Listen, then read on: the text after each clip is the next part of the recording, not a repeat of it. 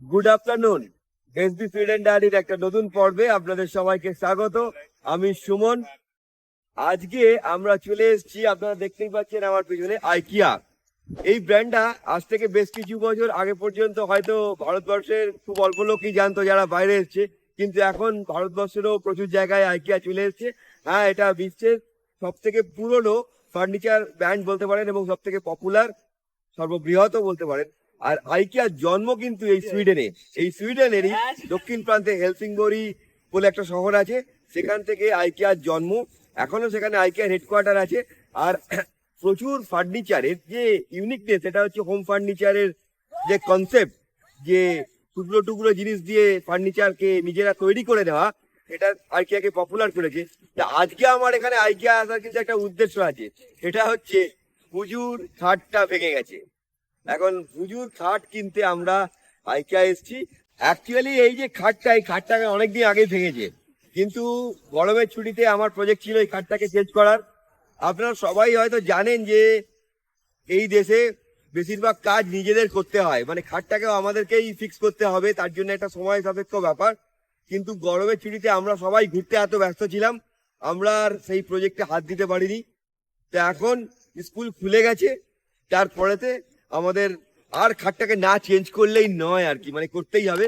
সেই অবস্থায় এখন আমরা আইকিয়া এসেছি। আপনারাও চলুন আমাদের সঙ্গে, দেখি কি খাট ভুজুর পছন্দ হয়। ভুজুকে সঙ্গে নিয়ে এসেছি, তারপরেতে আমরা কিনবো আর কি। আইকিয়ার এইরকম জায়গাগুলো আমার সব থেকে বেশি ভালো লাগে। শোরুমগুলো তো খুব বড় বড় হয়। প্রত্যেকটা শোরুমের ভেতরেতে বিভিন্ন থিম রুম এরা করে রাখে, বিভিন্ন ফার্নিচারের কম্বিনেশন দিয়ে, যা থেকে বোঝা যায় একটা রুমে বিভিন্ন ফার্নিচারকে ঠিক করে সাজিয়ে রাখলে রুমটা কিরকম দেখতে লাগবে। শোবার রুম, বসার ঘর, ডাইনিং রুম সমস্ত আলাদা আলাদা ভাবে থিম করে রাখা আছে। এখন দেখি হুজুর কোন খাট পছন্দ হয়। খাটের আবার মাপটাও দেখে নিতে হবে। কি হয়েছে? এটা ন্যারো, এটা এটা নয়, এটা নয়। এনাদের কাছে কেউ এসে যদি নিজেদের ঘরের বা কিচেনের মাপ দিয়ে দেন, তাহলে কিন্তু এরা ফ্রিতে ডিজাইনও করে দেয়, যাতে আমরা বুঝতে পারি যে কোন ডিজাইনে করলে আমাদের ঘরটাকে ভালো দেখতে হবে। ইন্ডিয়াতে যে আইকিয়া খুলেছে, আমার কোনোদিন সেখানে যাওয়া হয়নি, তবে আমার মনে হয় যতটুকু শুনেছি প্রত্যেকটা দেশেই তাদের নিজস্ব মার্কেট অনুযায়ী আইকিয়া আলাদা আলাদা রকম ভাবে থিম তৈরি করে। আইকিয়ার শোরুম গুলো এত বড় হয় এবং এত বিভিন্ন জিনিস আছে, এগুলো দেখাতেই একটা সারা দিন চলে যাবে। এইটা হচ্ছে ওর পছন্দ, তাই তো? এইখানে আমাদেরকে দেখতে হবে এই যে, এটা এখানে একটা নাম্বার দেওয়া আছে না, এই নাম্বার মোবাইলে ফেলে বা কম্পিউটারে গিয়ে দেখতে হবে যে এর কোন কোন পার্টসটা, প্রত্যেকটা পার্টসের আলাদা আলাদা করে দাম। And that's just something wrong with you? আচ্ছা, এই বেডটা কেন পছন্দ হলো? আচ্ছা, এইটা না? কেন পছন্দ হলো বলো? এখানে দুটো আছে, সব এখানে কিছু রাখতে পারি জিনিস। হ্যাঁ, যাতে ছড়িয়ে ছিটিয়ে জিনিস রাখা যায়। না আগে জেনে না, কিন্তু আমি এখানে আমার সব গেমস রাখি, হ্যাঁ, লাইক ওই সব গেমস, তাহলে আমি এখানে সব জিনিস রাখতে পারি। আচ্ছা ঠিক আছে, বুঝে গেছি। এবার আমার অনেক রুমে অনেক ছুটিয়ে ছিটে আমি খুঁজেই পাইনি হাফ অফ দ্য জিনিস আমার রুমে। তারপর আমার গেলে ক্লোজেটটা একটু আরো সুন্দর করে রাখা যাবে। ঠিক আছে, তাহলে এইটা কি দেবে?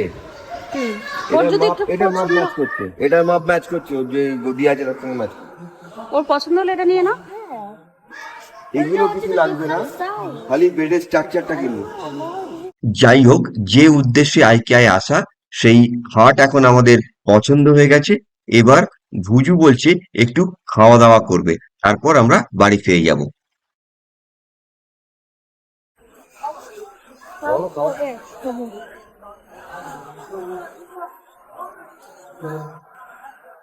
বাবা কফি নিচ্ছে।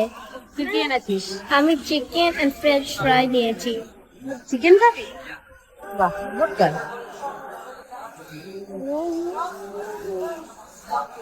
খুব খিদে পেয়ে গেছে বল।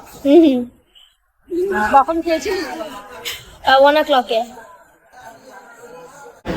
আইকিয়ার অনেকের কাছে যেরকম বড় স্টোর অনেক কিছু পাওয়া যায়, কিন্তু এই খাবারের যে রেস্টুরেন্টটা আছে প্রত্যেকটা আইকিয়া অনেকের কাছে বড় আকর্ষণ, অনেকে শুধু খেতেও আসে এখানেতে। এই ইনফরমেশনটা সবার কাছে নেই। এখানে অনেক ভ্যারাইটি যে খাবারগুলো আছে বেশ রিজনেবল দামে পাওয়া যায়, আর বাচ্চারাও খুব এনজয় করে। তো ভুজু বললো খাবো, আমরা একটু আগেই লাঞ্চ করে এসেছি, আমার পেট ভর্তি, আমি একটুখানি কফি নিয়েছি। কিন্তু ভুজু বলছে অনেক আগে লাঞ্চ করেছে নাকি, খিদে পেয়ে গেছে। তাই জন্য ভুজু কী খাচ্ছে বলো? Chicken and French fry. Chicken আর ফ্রেঞ্চ ফ্রাই নিয়ে বসে পড়েছে আইকিয়া রেস্টুরেন্ট থেকে। একটুখানি খাওয়া দাওয়া। আমি একটার সময় খেয়েছি। আচ্ছা ঠিক আছে, খেয়ে নাও। এর পরেতে আমাদেরকে খুঁজে বার করে স্টোর থেকে ওই যে খাটটা পছন্দ করেছে সেটাকে নিতে হবে, নিয়ে বাড়ি যেতে হবে। আর তারপরে সব থেকে বড় কঠিন কাজ যেটা, সেই খাটটাকে ফিট করতে হবে। দেখতে থাকুন।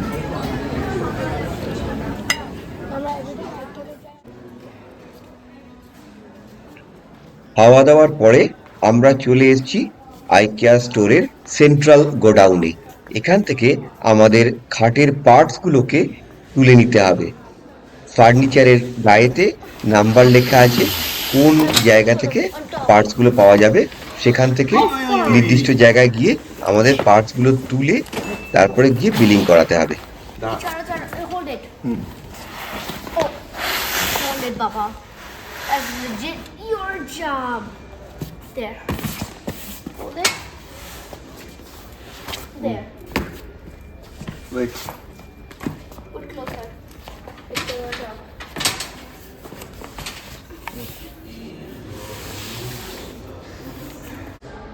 মোটামুটি তোলা হয়ে গেছে জিনিসপত্র। আমরা ভাবছিলাম গাড়িতে যাবে কি না, জানি না, এখনও চেষ্টা করব। তবে আজকে নিয়ে যাচ্ছি, কিন্তু আজকে মনে হয় না এগুলোকে ফিক্স করতে পারবো। ফিক্স করাটা একটা বড় প্রজেক্ট, আর ভুজু এই ব্যাপারটা আমাকে কিন্তু অনেক হেল্প করে। তবে ফিক্সটা হয়তো 2 দিন বাদে করব। এখন এগুলোকে বিলিং করাতে হবে, বিলিং করে বাড়ি যেতে হবে।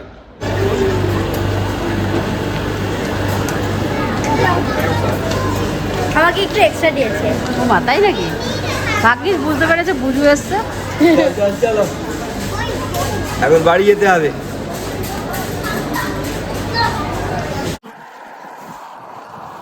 আমি দুটো হাত দিয়ে ধরছি, দুটো হাতে এটা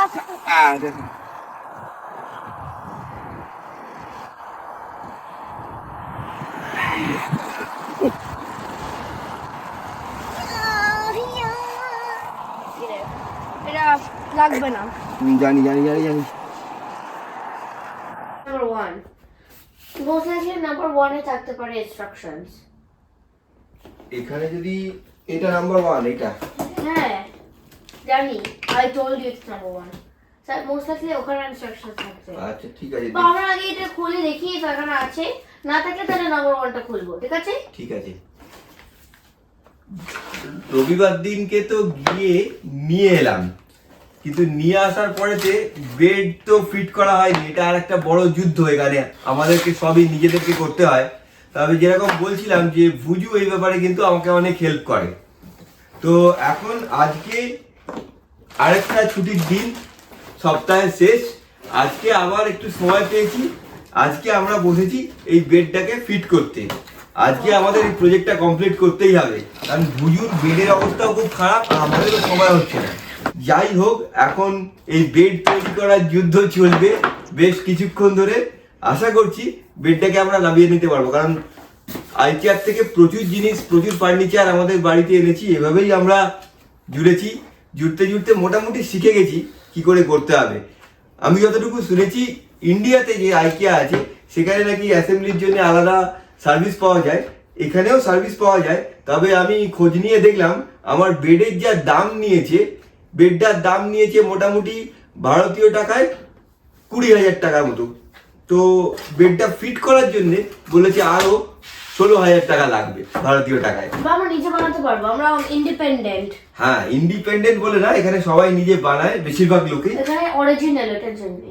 আচ্ছা, তো যাই হোক, তো আমরা নিজেরাই বানিয়ে দিচ্ছি সেই জন্য। টোটাল দেখো তোমার ইনস্ট্রাকশন আছে, না থাকলে নাম্বার 1 খুলবো। এটা হচ্ছে আচ্ছা, ব্যাক সাইড বেডে, এটা হচ্ছে একটা সাইড, ওকে, এটা হচ্ছে ব্যাক সাইড বেডে। তো ঠিক আছে, এটা আমরা ওইগুলো আমার মনে হচ্ছে ড্রয়ারের জিনিস, লেটস সি। ওগুলোকে তুমি একটা জায়গায় রাখো, কিন্তু ইনস্ট্রাকশনটা আমাকে দেখতেই হবে, কারণ এর সঙ্গে একটা ম্যানুয়াল দেয় আর সমস্ত স্ক্রু ফিটিংসের সমস্ত আইটেম সব কিছু কিন্তু এরকম করে ওরা প্যাকেটে করে দিয়ে দেয়, আর স্টেপ বাই স্টেপ ইনস্ট্রাকশন দেওয়া থাকে, সুতরাং খুব একটা অসুবিধা হয় না আর কি। গতকাল সন্ধ্যাবেলা আপনাদেরকে বলছিলাম যে খাট তৈরি করার প্রজেক্টটা কমপ্লিট করে দেবো, কিন্তু রাত 11টা বেজে যাওয়ার পরেতে রিয়েলাইজ করলাম যে প্রজেক্ট কমপ্লিট হবে না। এই যে খাট অ্যাসেম্বলি করা এটা একটা বড় কাজ, আর তার সঙ্গে আরো বড় কাজ হচ্ছে এই যে পুরনো ভাঙা খাটটা ছিল সেই খাটটাকে প্রপারলি ডিসমেন্টেল করে, মানে প্রপারলি পার্ট পার্ট করে খুলে সেটাকে একটা নির্দিষ্ট জায়গায় একটা নির্দিষ্ট টাইমে দিয়ে আসা, যেখানে সেখানে যখন তখন ফেলে দেওয়া যায় না যে কোনো ফার্নিচার। এটাই হচ্ছে এদেশের নিয়ম। এখন আমি এই পুরনো খাটটাকে খুলতে বসেছি, কারণ রাত 11টার সময় যখন ভুজুর শোবার টাইম হয়ে গেছে, কারণ ও তো স্কুলে যাচ্ছে, তো ওকে একটা নিয়ম করে শোয়াতে হবে, তখন কিন্তু এটা খোলা যেত না, কারণ ওকে এই খাটটা শুতে হচ্ছে। এখন এই খাটটা আমি খুলছি। আজকে রবিবার সকালবেলা ভুজু গেছে হচ্ছে বন্ধুর বাড়িতে নেমন্তন্ন খেতে, এই খাটটা খুলে রেখে দেবো একটা সাইড করে।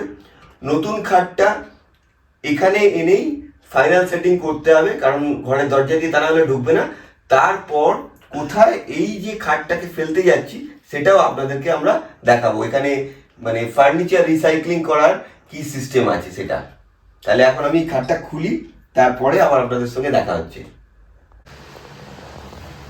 ফাইনালি খাট তৈরি হয়ে গেছে মোটামুটি, এখনো টুকটাক কিছু টাইট করার জিনিস বাকি আছে। পুরো আজকে সারাটা দিন আমার চলে গেল আর নাজাল হয়ে গেছি। অ্যাকচুয়ালি এই বাড়িটা যখন আমরা কিনেছিলাম তখন এই বাড়ির প্রত্যেকটা ফার্নিচার, সোফা, দুটো ঘরের দুটো বেড, ডাইনিং টেবিল এবং আরও অনেক টেবিল চেয়ার সমস্ত কিছু আমরা নিজেরা তখন বানিয়েছিলাম। তো তখন একটা অন্যরকম উৎসাহ ছিল, করেছিলাম। তারপরেও টুকটাক কোনো না কোনো সময়তে আমরা যাই, আইকিয়া থেকে জিনিস আনলেই আমাদের এইভাবে সবাইকেই বানাতে হয় এখানেতে, কিন্তু অনেক দিনের অভ্যাস নেই। আর ভুজু থাকলে অনেকটা ফটাফট করে দেয়, যেরকম আগের দিন আমাকে 4টে ড্রয়ার করে দিয়েছিল। আজকে যেহেতু ও গেছে হচ্ছে ওর বন্ধুর বাড়িতে বার্থডে নেমন্তন্ন খেতে, তাই আমাকেই অনেকটা করে দিতে হলো। তো যাই হোক, ও আসলে ফাইনাল ফিনিশিংটা করবে। এখন এই হচ্ছে খাটের স্ট্রাকচার তৈরি হয়ে গেছে। এবারে আর পারছি না, এবারে গিয়ে একটুখানি কফি খেতে হবে। চলো একটু কফি বানাও। দিচ্ছি মানে আমার লেগে আমার লাগবে না, আমি তোমার থেকে অনেক শর্ট আছে। লাইটটা আছে।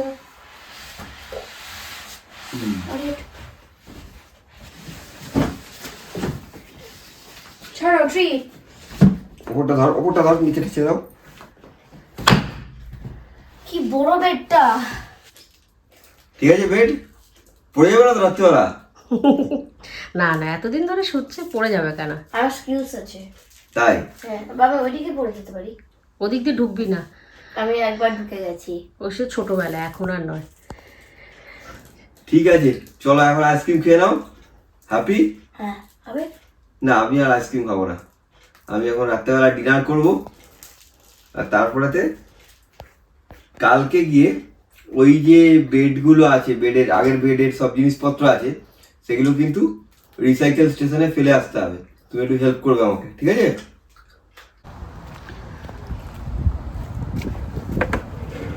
আমরা চলে এসেছি রিসাইক্লিং স্টেশনের কাছে। যেরকমটা বলছিলাম, প্রত্যেকটা সোসাইটিতেই এই রিসাইক্লিং স্টেশনগুলো আছে।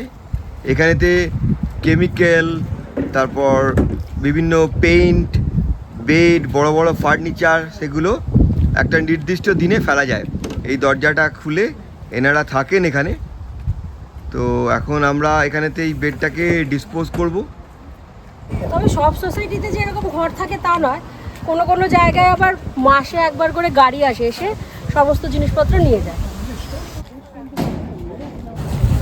তাহলে আপনারা পুরো প্রসেসটাই দেখতে পেলেন, একটা ফার্নিচার দোকান থেকে কিনে আনা, তার অ্যাসেম্বলি করা এবং পুরনো ফার্নিচারকে ডিসপোজ করার কি সিস্টেম এখানেতে আছে এবং কেন আছে।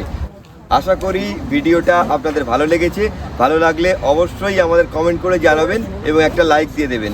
আর চ্যানেলটা যদি এখনও সাবস্ক্রাইব না করে থাকেন তাহলে সাবস্ক্রাইব করে আমাদের পাশে থাকবেন। তাহলে আজকের মতো রাখি, আবার একটা নতুন ব্লগে আপনাদের সঙ্গে দেখা হবে। Good night.